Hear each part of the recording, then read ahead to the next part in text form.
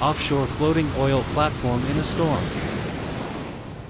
No matter how difficult it is for oil and gas workers to work on land, they face even more severe problems at sea.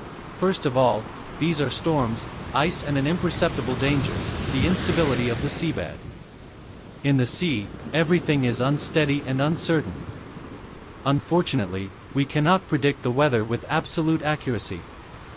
We cannot predict earthquakes, and therefore tsunamis. But nature does not forgive mistakes, which means it is necessary to prepare, to bring the elements into your calculations.